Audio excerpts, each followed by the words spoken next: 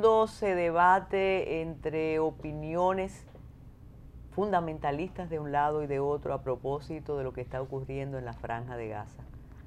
Hay defensores de un lado, detractores de otro. Pero yo me atrevo a aseverar que hay una gran ignorancia para enfrentar este problema, que es un problema milenario y que, de acuerdo con los expertos, y hoy tenemos uno aquí, no tiene solución por ahora. Es una discusión de esquina, de bar, de cenáculo. Sin embargo, es la pasión que determina el análisis del conflicto árabe e israelí, que ahora, con las imágenes terribles, desgarradoras, imponen una toma de posición al respecto, sobre todo cuando se miran los niños, las niñas, el desastre. José Antonio Martí Chabebe es un experto, es una persona que ha estudiado de manera detenida y durante mucho tiempo esta crisis, es economista y además tiene experiencia internacional, y hoy le dedicamos Metrópolis a ese tema. Pero antes vamos a compartir con ustedes una de esas visiones que podría estar solo de un lado. Desde 1948 los palestinos viven condenados a la humillación perpetua. No pueden ni respirar sin permiso. Han perdido su patria, sus tierras, su agua, su libertad, su todo. Ni siquiera tienen derecho a elegir a sus gobernantes. Cuando votan a quien no deben votar, son castigados. Gaza está siendo castigada. Se convirtió en una ratonera sin salida desde que Hamás ganó limpiamente las elecciones en el año 2006. Algo parecido había ocurrido en 1932, cuando el Partido Comunista triunfó en las elecciones de El Salvador.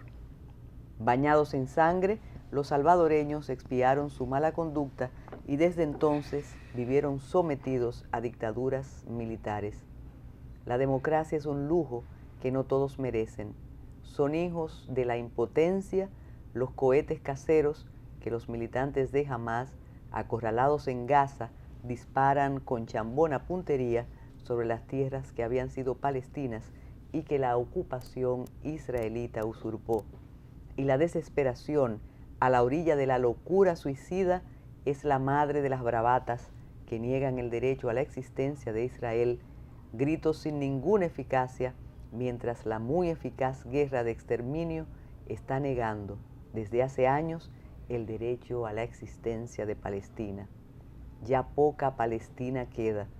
Paso a paso, Israel está borrando a Palestina del mapa. Los colonos invaden y tras ellos los soldados van corriendo a la frontera. Las balas sacralizan el despojo en legítima defensa. No hay guerra agresiva que no diga ser guerra defensiva. Hitler invadió Polonia para evitar que Polonia invadiera Alemania. Bush invadió a Irak para evitar que Irak invadiera el mundo. En cada una de sus guerras defensivas, Israel se ha tragado otro pedazo de Palestina y los almuerzos siguen. Cuando uno lee eso, José Antonio Martí Chabebe, uno dice, ¿cómo no tomar partido por Palestina? Sin embargo, hay lugares y acontecimientos que sé que históricamente tú puedes rebatir. Bienvenido, Metrópolis. Muchas gracias. Bueno, ahí en ese comentario que tú has leído, hay algunas inexactitudes históricas que habría que aclarar, ya sea en un programa como este o por escrito. Por ejemplo, en 1948, la realidad se fue en 1947. Las Naciones Unidas lanzaron la resolución 181 el 29 de noviembre de 1947, donde luego de un estudio exhaustivo de casi un año por una comisión designada por la Asamblea General, llegaron a la conclusión de que la convivencia entre las comunidades árabes en ese momento, no palestinas, lo que se llamaba siempre era comunidades árabes, y las colonias judías, el entendimiento era imposible, y lo que recomendó la Asamblea General fue la creación de dos estados independientes en esa banda oeste de la Palestina. Ya en 1922, Winston Churchill, como secretario de las colonias, había unilateralmente decidido de otorgar toda la franja este del Jordán, del río Jordán, lo que hoy es Jordania, a la dinastía hachemita de Arabia Saudita para formar el reino de la actual Jordania. Hay que recordar que en la declaración, el documento base que crea el Estado, el Hogar Nacional Judío en 1917, la resolución Balfour, al final de la Primera Guerra Mundial por la Gran Bretaña, la Palestina, el término que se usaba y el área geográfica que comprendía es lo que hoy es Israel, Judea, Samaria, la Banda de Gaza y el Reino de Jordania. Entonces ahí se determinó para satisfacer sobre todo tanto el requerimiento de la dinastía hachemita en Arabia Saudita, descendientes directos del profeta Mahoma, como para también tratar de apaciguar las aspiraciones panarabistas del movimiento árabe, ¿no? Dirigido por el muftí de Jerusalén, Ishamin al-Husseini, ¿no? de notoria memoria, se le otorgó esa banda. Esa banda comprende casi 85.000 kilómetros cuadrados, casi 4 veces el actual territorio de Israel, y podría muy bien, a mi modo de ver, cubrir y servir como hogar para toda la población palestina y todavía sobraría territorios. O sea, aquí no estamos hablando fundamentalmente de territorios, sino más bien de un encontronazo entre dos versiones religiosas, entre dos sistemas políticos y una animadversión constante por parte del movimiento panárabe y actualmente el movimiento palestino y de todo el Medio Oriente árabe de rehusar la presencia judía en el área de la Palestina. Entonces ahí se creó todo un periodo de 30 años, de 1917 a 1947, de constante hostigamiento hacia las colonias judías, de guerrillas, entre ellos una revuelta en 1921, otra mayor en 1929 y la gran revuelta árabe en 1936, donde miles de personas de ambos bandos murieron y que llevaron a la Gran Bretaña definitivamente a tratar de formar una comisión, parar la inmigración israelita durante la Guerra Mundial, en el momento más álgido, cuando los nazis estaban prácticamente exterminando la población judía en Europa. Se puso una limitación para satisfacer también las aspiraciones árabes y se limitó la inmigración a la Palestina por 15.000 judíos anuales. Naturalmente, al terminar la Segunda Guerra Mundial, con esta hecatombe política y moral y humana que fue el Holocausto, ¿no? Donde se verificaron todos los temores que el movimiento sionista y la diáspora judía habían estado diciendo por años, 6,5 millones de muertos, quizás probablemente la cifra aumentará cada año, pero vamos a decir entre 6 y 7 millones de muertos. Ahí se generó un inmenso capital de simpatía hacia la reivindicación territorial de crear un Estado nacional judío en la Palestina. Entonces, con todo ese trasfondo y con el reconocimiento de que es importante, el judío es realmente la única minoría en el Medio Oriente que logró constituirse en un Estado-nación. En el momento en que se disolvió el Imperio Otomano, que fue la potencia rectora en todo el Medio Oriente por más de 400 años, o casi por 400 años exactos, y son vencidos en la Primera Guerra Mundial, al ser aliados de Alemania, se divide toda la zona, Francia, Alemania e Inglaterra determinan el sistema de los mandatos y se dividen la zona de todo el Medio Oriente y comienzan a formar los Estados-naciones. Ninguno de esos estados existía en ese momento, lo que había era una comunidad islámica general, la Ummah, lo que llaman. Tenemos que hacer una pausa. Regresamos de inmediato con José Martí Chávez. Estoy hablando mucho.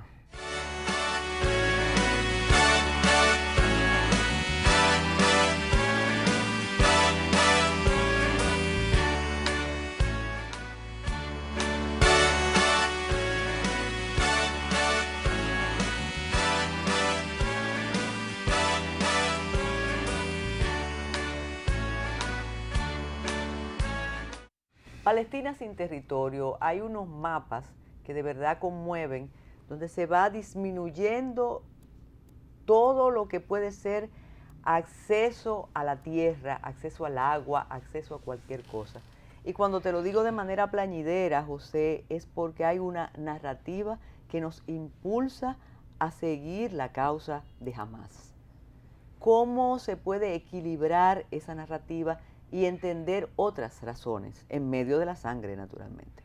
Bueno, la narrativa esencial, ¿no? Lo que le da legitimidad al movimiento palestino y genera una simpatía en la comunidad internacional es esta idea de que los árabes estaban plácidamente en la Palestina desde tiempos inmemoriales, como usa el término la OLP, la Organización de Liberación de la Palestina, y de repente, al fin de la Primera Guerra Mundial o a fines del siglo XIX, los colonos judíos, mayormente europeos, vinieron y usurparon el territorio que le correspondía a los árabes. La realidad no fue de esa manera. Lo que sucedió fue que hubo una serie de colonos que fueron impulsados y alentados a ir a la Palestina por el movimiento sionista de Theodor Herzl, y ellos comenzaron a comprar metro por metro todas esas tierras baldías que habían en la Palestina, sobre todo las tierras en la zona costera, donde hoy está Tel Aviv y Haifa, y toda esa área del desierto de Negev, donde los únicos que habitaban son los beduinos. ¿Quién vendía, José?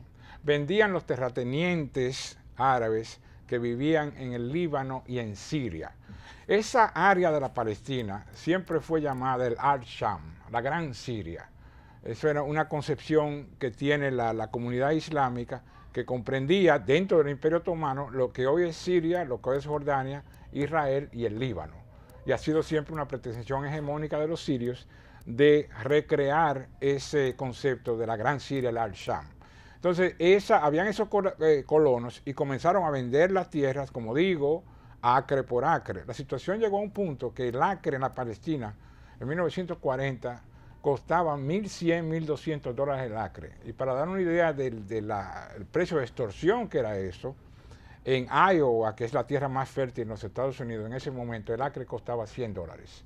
Entonces aquí estamos hablando no solamente de un sobreprecio, sino de una cierta especulación con los terrenos, pero también muestra el ferviente deseo que tenían la diáspora judía de formar ese Estado ahí. Entonces los árabes se concentraron mayormente donde hoy están, en la provincia de Judea Samaria, en la banda de Gaza, donde han estado por cientos de años, si no miles, una colonia mitad beduinos, mitad árabes, y es la parte que está más cerca de lo que es realmente la zona árabe propiamente dicha, el Hijaz, ¿no? Toda esa caravana que va desde el Golfo de Aqaba en Israel hasta el Yemen, cruzando toda la parte de la Meca y de Medina. Esa sí es propiamente una zona que se puede llamar árabe, y fue de donde surgió el Imperio Islámico. ¿Ha existido algún momento de convivencia tranquila? Fíjate que no digo pacífica, tranquila.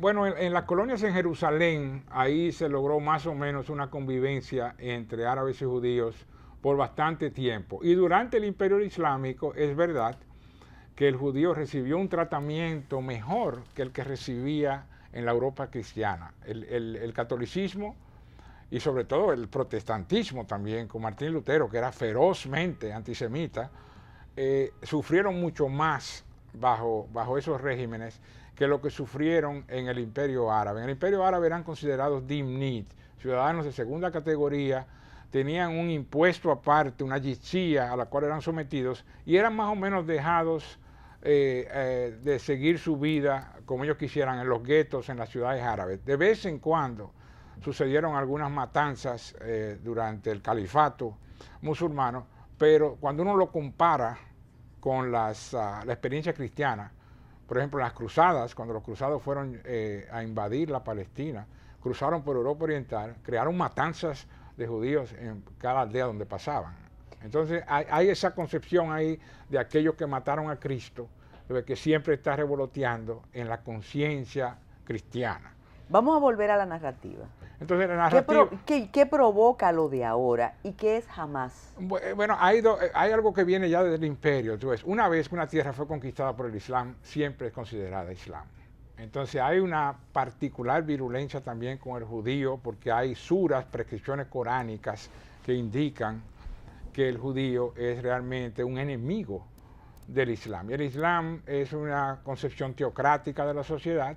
Entonces, no hay una distinción muy clara entre lo que es la razón y la fe, entre lo que es la ciencia y la religión. No tuvieron esa síntesis que tuvimos en el cristianismo, esas síntesis medievales de razón y fe. Entonces lo que se tiene es una versión relativamente fanatizada de cómo debe ser organizada una sociedad a través de la Sharia. Israel, por el contrario, este es un punto fundamental de choque entre las dos.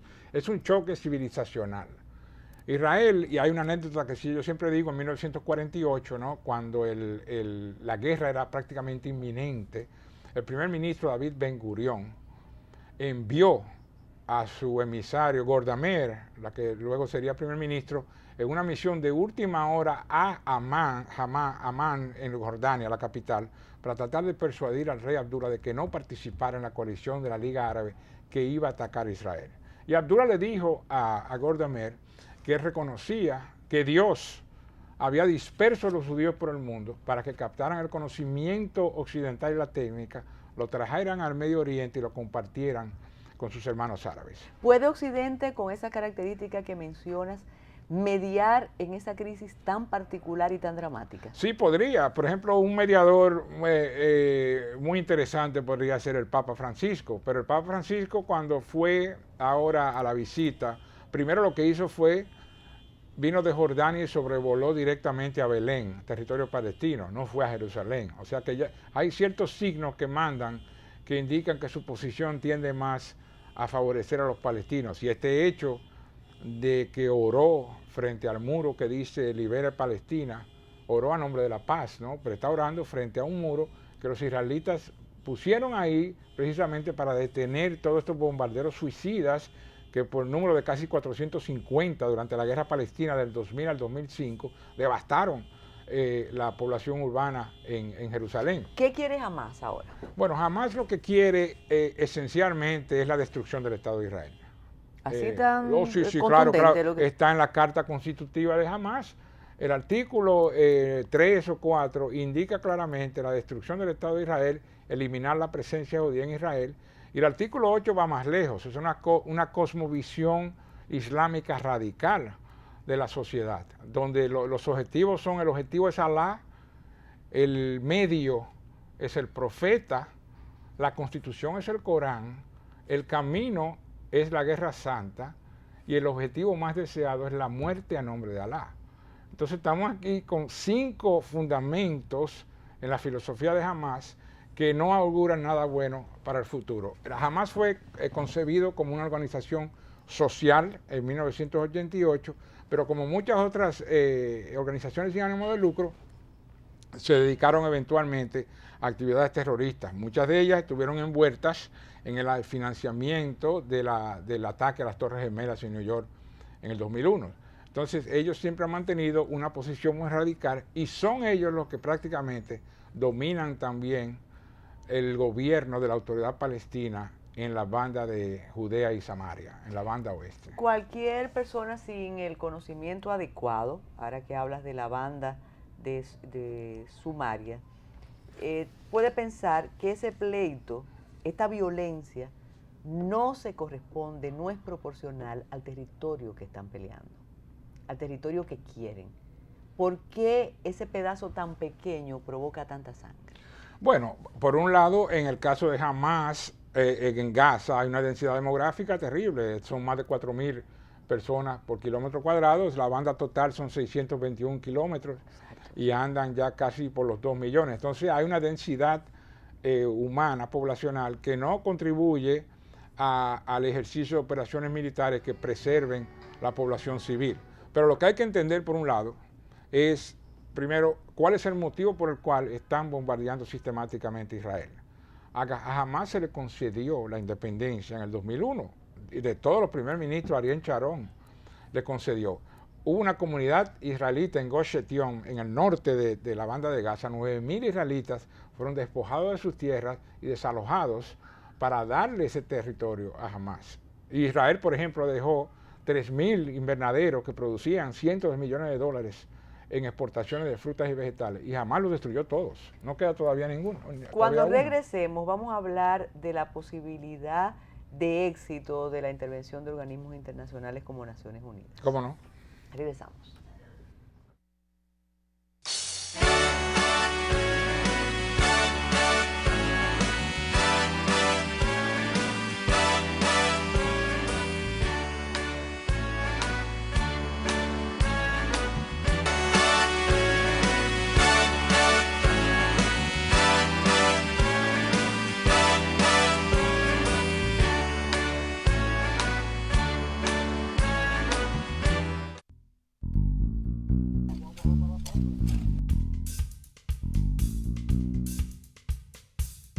El presidente estuvo en campaña, pero nunca nosotros soñábamos que esto iba a ser tan maravilloso.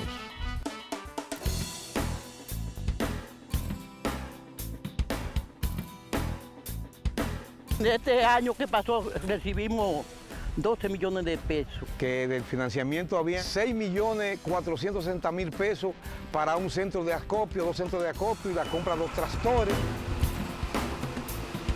Nosotros antes teníamos que ir hacia Nizao, Don Gregorio, buscar operativos para darle una tarea de terreno, pero ya gracias a Dios que ya tenemos nuestros tractores propios.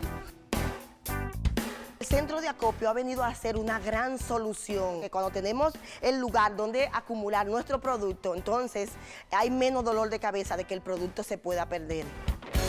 Ahora mismo estamos trabajando bien de bien.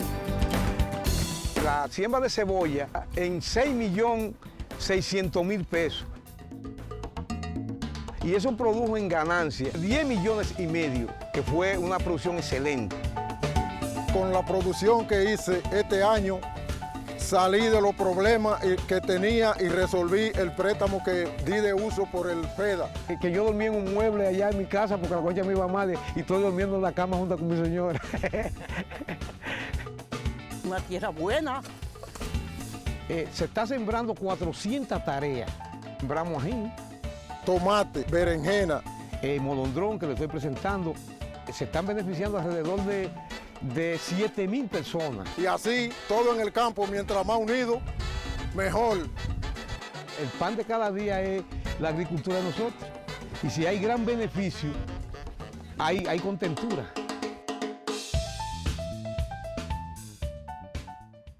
Seguimos con el territorio, seguimos con la guerra, pero hay un detalle, aparte de la narrativa, que tenemos que insistir con ese tema, José, es qué pueden hacer los organismos internacionales. Hablábamos de mediación y tú mencionas al Papa Francisco. A algunos le puede sorprender esa calidad de mediador en un conflicto que tiene una raíz religiosa.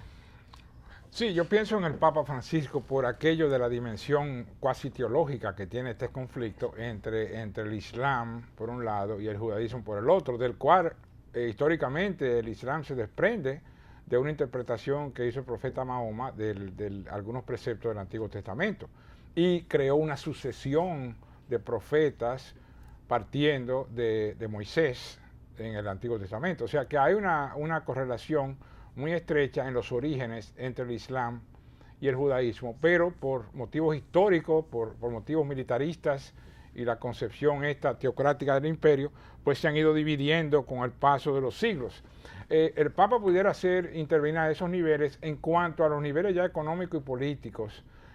La cuarteta oficial para el Medio Oriente son los Estados Unidos, Rusia, la Comisión Europea, la Unión Europea y las Naciones Unidas. Las Naciones Unidas es el menos viable de todas las instituciones porque tienen evidentemente una preferencia pro-palestina muy marcada por aquello de que 55 países islámicos prácticamente pueden boicotear cualquier resolución. Pero lo que se entiende es distinto, que el mundo está parcializado con Israel por el poder que tiene Israel. No, absolutamente lo contrario. Hay 200... El mundo internacional, digo, los organismos internacionales. No, pero más de 280 resoluciones de condena han sido emitidas por la Asamblea General contra Israel.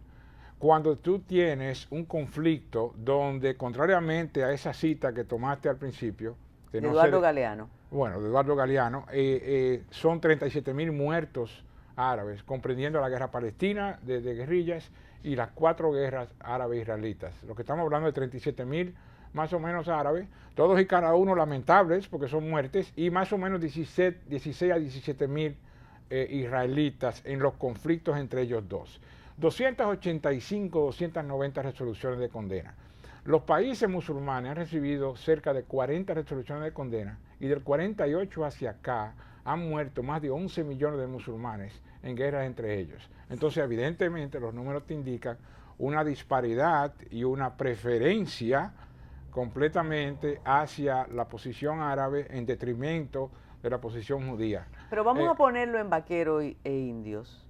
Los malos son los judíos y los buenos son los árabes. Claro, en la versión esta son los malos por aquello de que se tiene esta narrativa de que los fueron desposeídos de sus tierras, pero la realidad es muy distinta. En 1948, cuando ya se iba a poner en marcha la resolución 181 que había al principio, ¿no? Los 12 estados. ¿Qué pasó ahí? Israel aceptó la propuesta de las Naciones Unidas. La propuesta de las Naciones Unidas comprendía una división en la Galilea, en el tope, en Nazaret, donde nació Cristo, donde vivió Cristo, la banda esta de Gaza, árabe, Judea de Samaria, árabe, toda la costa hasta el Líbano, judía, y todo el desierto del Negev, que yo insisto, comprende 60% de la extensión territorial de Israel, es puro desierto, y nadie lo quería realmente, y los judíos aceptaron eso. ¿Qué sucedió ahí? La Liga Árabe rechazó la propuesta de la resolución 181 de las Naciones Unidas, y no solamente rechazó, sino que formó una coalición de 5 países y atacó a Israel. Entonces ahí suceden dos cosas. Por un lado, se crean los refugiados árabes, porque la Liga Árabe incitó a la población árabe a salir de la Palestina porque iban a diezmar a los judíos. Hay una declaración del secretario de la Liga Árabe donde dice que va a cubrir de sangre roja, de sangre judía el Mediterráneo cuando termine la campaña militar. Entonces, muchos se fueron y cualquiera puede ver en YouTube el discurso que emitió Ben Gurión desde el Teatro Municipal de Tel Aviv el 14 de mayo de 1948, donde él alienta, implora a la comunidad árabe que no se vaya de Israel y que junto con sus hermanos judíos formen la nueva nación. ¿Y qué pasó? Se fueron, la gran mayoría se fueron, y ahí se generó por un lado el problema de los refugiados, que actualmente, de acuerdo a los palestinos, con los descendientes son cerca de más de 5 millones. Tú has dicho en otros espacios de opinión que la solución no está a la vuelta de la esquina. No, no está a la vuelta de la esquina, porque por ejemplo ahí, ¿verdad? En esa guerra, ese es el punto de partida. Jordania ilegalmente capturó lo que hoy es Judea y Samaria, y Egipto capturó Gaza. Cuando se creó el armisticio, el cese al fuego, esas fueron las formas en que quedaron las regiones. Ahora, en esos, de 1948 al 67, porque es que aquí la historia en este conflicto es esencial, porque tú tienes que ir paso por paso para poder debatir y quizás rebatir las posiciones ideológicas. Hay que ir siempre al fundamento histórico. En esos 19 años nunca hubo un solo artículo de reivindicación hablando del pueblo palestino, aún y con el hecho de que una zona estaba dominada por Egipto y otra estaba dominada por Jordania. Entonces, cuando se da de nuevo la guerra de los 6 días, el evento clave en el Medio Oriente moderno, en ese conflicto, Israel recupera esos territorios. Y ahí se crea entonces inmediatamente, por un lado, el problema de los palestinos, que no existía hasta ese momento, y la concepción de los territorios ocupados por Israel. Pero fueron territorios que fueron adquiridos en una guerra contra Israel. Hay una pregunta sin respuesta todavía. ¿Qué provoca el conflicto de ahora? ¿Cuál es la razón para los bombardeos y para los ataques que estamos viendo a diario? Sí, bueno, esto es típico. Por ejemplo, sería bueno que el público televidente y todo el que pueda, pues siga paso por paso desde fines de junio cómo se fue desarrollando esta crisis. ¿Por qué? Porque eso en el futuro va a volver a pasar. Van a declarar eventualmente un cese al fuego. Yo no creo que van a continuar con esta campaña de desbaratar todos los túneles y de controlar toda la infraestructura del terror. Este hecho de que los Estados Unidos y Europa ahora suspendieron los vuelos a Israel es ya eso es consecuencia para esta parte del mundo. Es una forma de presionar evidentemente a Israel, del detrimento del comercio internacional, y forzarlos a un cese al fuego. Una crisis similar volverá a pasar en 3-6 meses, pero a fin de junio murieron los 3 estudiantes israelitas asesinados a sangre fría. Se determinó que eran miembros de Hamas, ¿no? Entonces hubo, infortunadamente, el asesinato de este joven árabe por un grupo extremista israelitas, y ahí comenzaron Hamas a lanzar cohetes sobre Israel, sobre todo sobre el sur de Israel, y en un acto sin precedente, ¿no?, histórico, comenzaron a bombardear también Tel Aviv y Jerusalén. El hecho de que no caigan más bombas es porque tienen el sistema de defensa, el Iron Dome. Y eso permite eliminar una buena parte de los cohetes. Hacemos una pausa y volvemos con Martí Chabebe.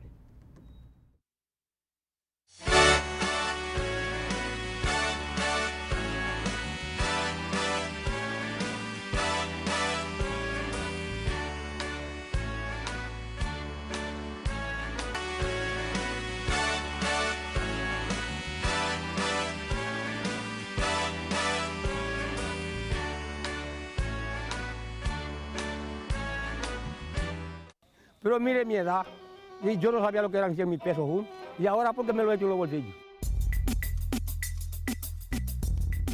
Ya no estamos como en aquellos años atrás, que para sacar un quintal de yuca, para venderle eso, había que dar jabón, había que... Ya no. Este financiamiento del presidente de nosotros fue de 12 millones.5. Con ese dinero hicimos todas estas cosas. Meseta nueva que no la teníamos. Una maquinaria que la yuca nada más sale limpia y nada más hay que pasarla al molino. Después del molino se lleva a la presa. Después de la presa que está seca se lleva a la irizadora. Esas cosas no estaban, ahora están.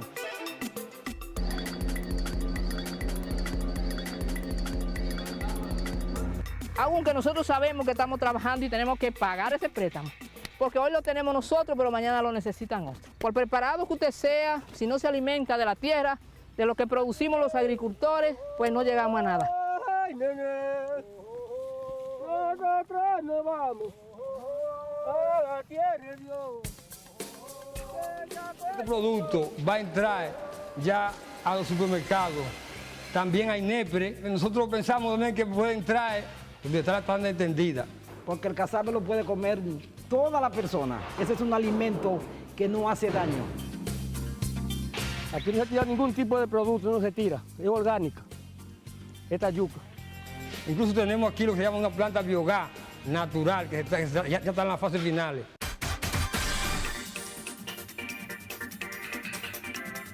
Como ustedes ven esa fábrica, así hay un invernadero allí, así hay otra fábrica para allá, así está. Es que hay un desenvolvimiento allá. ¿Crees? El futuro de Loma es muy grande. No hay ese que haya dicho desde que entré estoy gozando. Es trabajando para gozar. Yo mismo me siento feliz porque yo no hubiese visto un presidente que esté haciendo lo que ahora se está haciendo.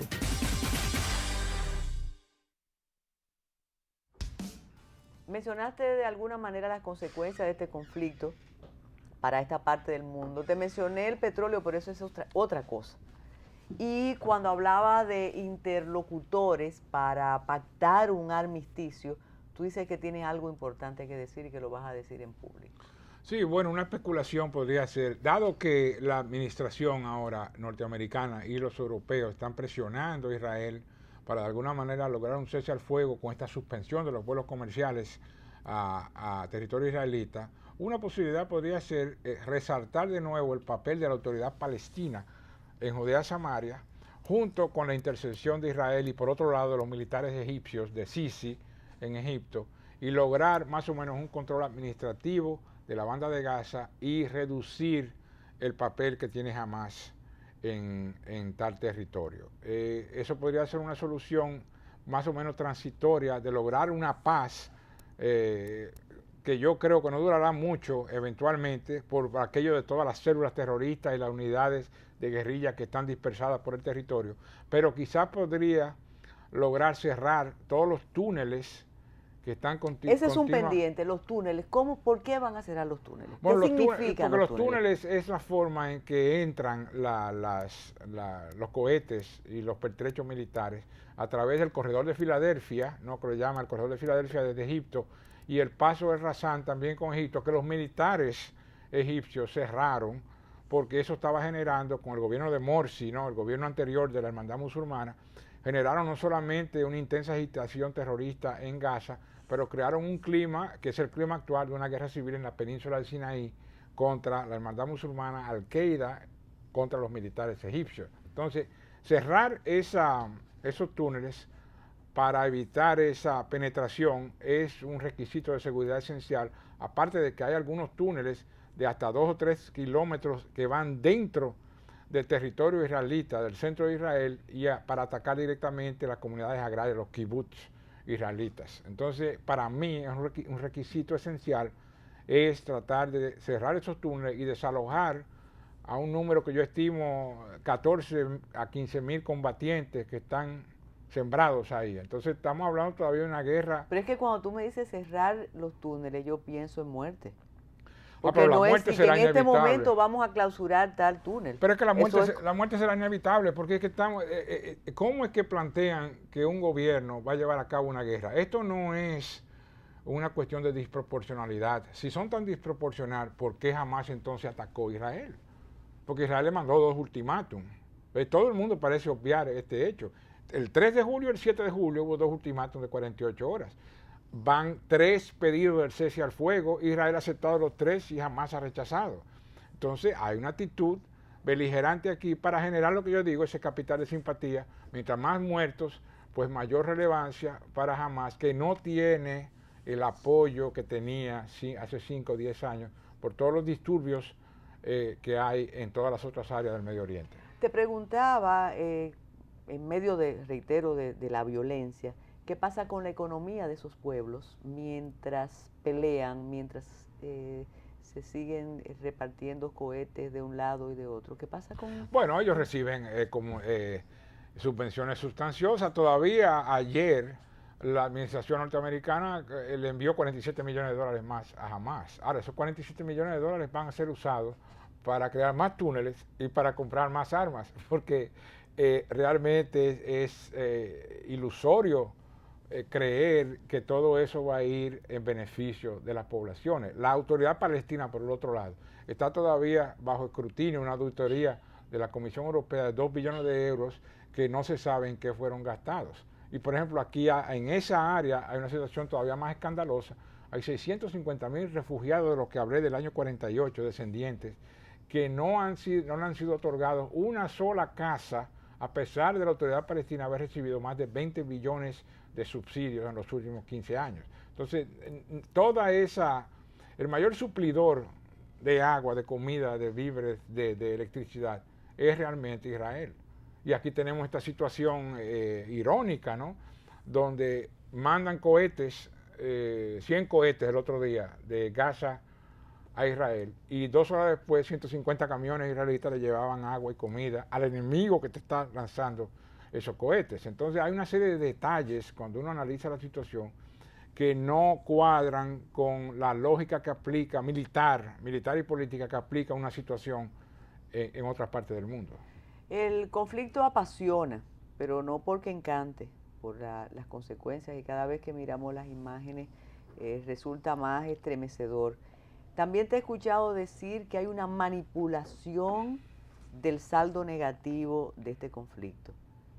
Algunos dicen que cómo tú te atreves a decir eso, si ahí están los hechos. Bueno, la disproporcionalidad primero no aplica aquí, porque lo que estamos hablando es que Hamás utiliza escudos humanos para ponerlos en las casas donde ellos colocan sus instalaciones.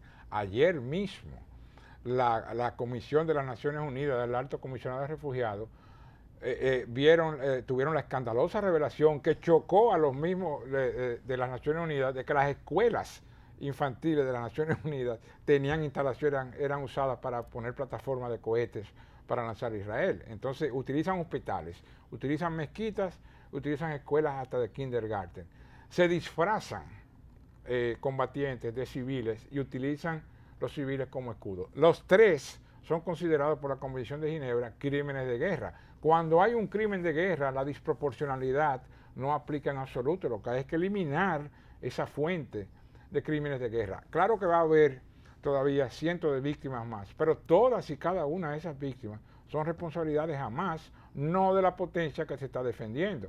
Una de las críticas que se le hacen a Israel, algunas son realmente risibles. ¿Y no hay un sesgo parcializado cuando dices que toda la responsabilidad es de Hamás? Toda la responsabilidad es del que inició el conflicto, de la agresión. Yo como gobernante tengo el deber primero de proteger mi población civil y de parar este asunto. No hablan de los cientos de miles de niños israelitas que prácticamente no salen a la calle porque están traumatizados por la mitad de sus vidas yendo a refugios, porque constantemente las sirenas están anunciando, el Iron Dome también anuncia de que vienen cohetes. Del 2005 ahora son 15, 20 mil cohetes que han recibido. Entonces, ¿cuántos cohetes son necesarios para que un país tome la decisión de eliminar esta fuente de terrorismo?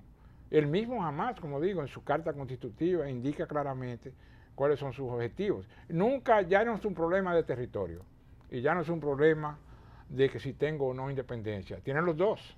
Entonces, Gaza está en una posición privilegiada geográfica, un punto de entrecruzamiento de 3 continentes. Ahí pudiera hacerse todo, agricultura, turismo, banca, otro Dubái podría ser perfectamente, todavía aún hoy, otro Dubái podría formarse ahí si existe la voluntad política de acercarse a ese gigante económico que tienen al lado. Ese pequeño país es realmente un gigante económico y tecnológico en el mundo. Tú has escrito que mientras están en los túneles, o cuando creemos que están en los túneles, después salen a los hoteles de 5 estrellas. Claro, algunos de los líderes han sido vistos, sí, mandan el pedido, porque en la banda de Gaza, tú ves, hay una concepción errónea de todo lo que es estos territorios llamados ocupados. Si yo te vendo los ojos ahora y te deposito en la costa de Gaza, tú vas a creer que está en la Riviera Francesa. No, tú ves todos esos hoteles construidos, la mayoría por Israel, todos 5 estrellas. En el otro lado es todavía más relevante. En el área de Judea y Samaria, ahí hay cerca de 45, 50 hoteles de 5 estrellas, todos. Ellos alojan las familias de los terroristas que se han inmolado. Mientras está pasando lo que está pasando. Mientras está pasando, piden, y por ejemplo, Mohamed Khaled Hassan, uno de los líderes de Hamas, que está exigiendo condiciones, él ni siquiera está ahí, está en Qatar. Y es desde Qatar, en el otro lado del Golfo Pérsico, donde él da instrucciones de cómo seguir la batalla. Porque la batalla ya se está debatiendo en el área política, ¿no?